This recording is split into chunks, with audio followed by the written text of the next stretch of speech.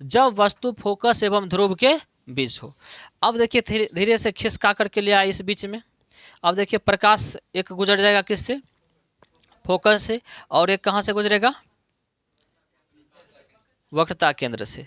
अब आप इसमें ये देखते होंगे कि वो तो प्रकाश लग रहा था कि अनंत जाकर के कट जाएगा, ये देखिए धीरे धीरे क्या हो रहा है, इसका मुंह इधर घूम गया, इसका मुंह इन्हें घूम गया, लगता है कि दोनों गोतनी होगी। तो गोतनी दोनों दो लड़ जाती है तो क्या होता है, एगो एने अगर कोई बैठल है तो एगो एने घूर के बैठेगी, समझ रहे, दोनों मुंह नहीं देखेगी एक दूसरे का, समझ में आएगा नहीं है।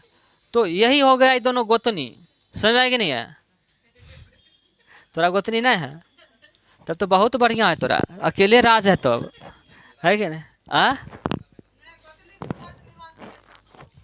नहीं, अच्छा देखिए गोतनी होना भी जरूरी है, और नहीं तो गोतनी का क्या एहसास होता है वो आपको नहीं मिलेगा जीवन में, समझ आए कि नहीं है।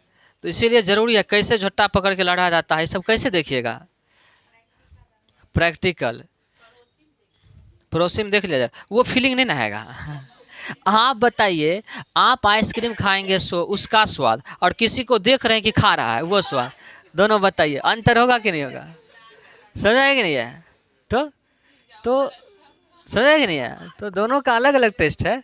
चलिए, तो क्या हो गया, फैल गया, फैल गया, दोनों मिलेगा, नहीं मिलेगा, नहीं मिलेगा, तो इसका मतलब प्रतिबिंब इधर नहीं बनेगा। तब क्या होता है कि प्रतिबिंब ना काल्पनिक रूप से दर्पण के पीछे बन जाता है।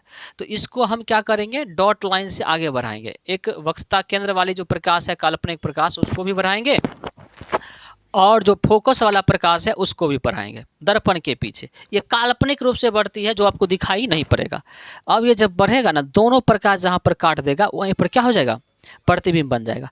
क्योंकि दोनों प्रकाश जो है काल्पनिक हो गई है, क्या हो गई, पहले ये प्रकाश वास्तविक हुआ करती थी, अब ये प्रकाश क्या हो गई, काल्पनिक। क्योंकि दोनों काल्पनिक प्रकाशों से बना हुआ ये प्रतिबिंब है, इसीलिए करके ये प्रतिबिंब क्या होगा, काल्पनिक होगा, यानी आभासी होगा। काल्पनिक बोलिए या आभासी बोलिए, एक ही बात हुआ, समझ में आया कि नहीं है। चलिए, अब इस आधार पर, इस फिगर के आधार पर आप बोल सकते हैं कि अगर फोकस और ध्रुव के बीच में वस्तु को रखा जाए तो प्रतिबिंब दर्पण के पीछे बनेगा। ये बात बोल सकते हैं कि नहीं बोल सकते हैं।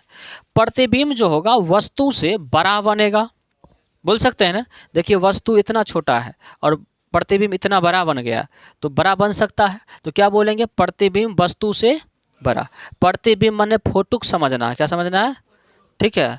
चलिए, उसके बाद देखिए अभी क्या बताए, काल्पनिक प्रकाशों का मेल है, दोनों काल्पनिक प्रकाश से मिला है, तो इसका मतलब है कि प्रतिबिंब कैसा होगा, काल्पनिक होगा, यानी आभासी होगा। इतने को बात तो हम शायद लिखे होंगे। प्रतिबिंब दर्पण के पीछे बनेगा, वस्तु से बड़ा बनेगा, काल्पनिक बनेगा, ठीक है, और सीधा